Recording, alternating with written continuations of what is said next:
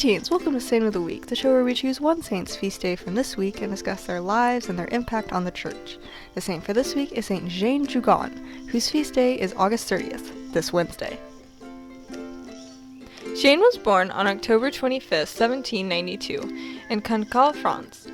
She was the sixth of 8 children born to peasant parents. When she was 3.5 years old, her father was lost at sea, and her mother struggled to raise them during the chaos of the French Revolution. Jeanne worked as a shepherdess until she was 16, when she became the kitchen maid of Viscountess de la Chaux. The Viscountess was a devout Catholic, and she took Jeanne with her when she ministered to the poor and sick. At the age of 25, Jeanne became an associate of the Congregation of Jesus and Mary, a secular order founded by St. John Eudes and known as the Eudists. She also began work as a nurse in the hospital in the town of Saint-Servan. After 6 years, the physically demanding job of a nurse took its toll on Jeanne. She had to leave for the sake of her health. She found a new job as the servant of a fellow member of the Eudists.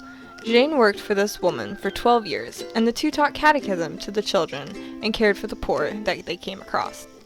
In 1837, 2 years after her companion's death, Jeanne and François Aubert, a 72-year-old woman, rented part of a small cottage.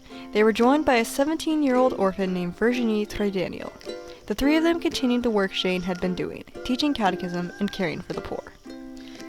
During the winter of 1839, Jeanne met Anne Chauvin, an elderly woman who was blind, partially paralyzed, and had no caretakers.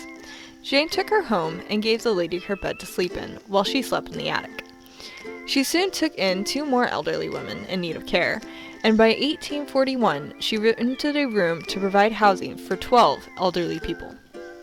A year afterward, in 1842, Jeanne acquired ownership of an old convent building to hold 40 people.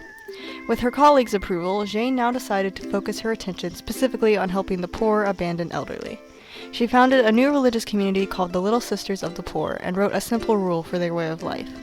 Every day they went out, begging door to door for food, money, and clothing. Entering into the 1840s, the order began to grow significantly. Continuing to beg for everything they had, Jeanne managed to establish 4 more houses for the care of the elderly. At the request of Leo Dupont in 1847, she founded a house in Tours.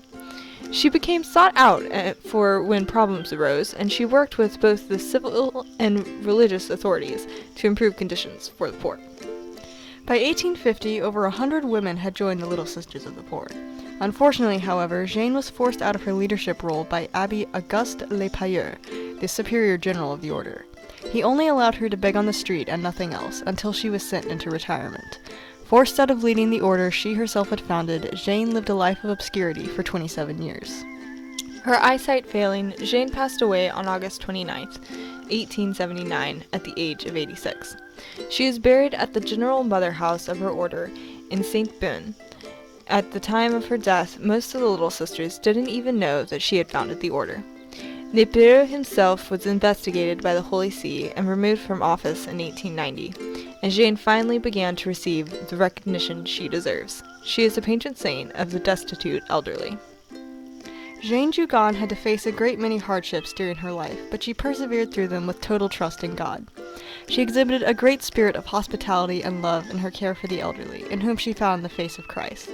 Her legacy lives on as the Little Sisters of the Poor continue to help people all over the world. Saint Jeanne Jugan, pray for us. Our honorable mentions for this week are Saint Monica, Saint Augustine of Hippo, Saint John the Baptist, Saints Joseph of Arimathea and Nicodemus, Saint Giles, and Blessed John Francis Brute. And of course, there are thousands of other saints who undoubtedly have their feast day this week, but there are so many of them that there is no way we could list them all here. We hope you have enjoyed this episode of Saint of the Week. Thank you for watching, and goodbye. Peace be to you.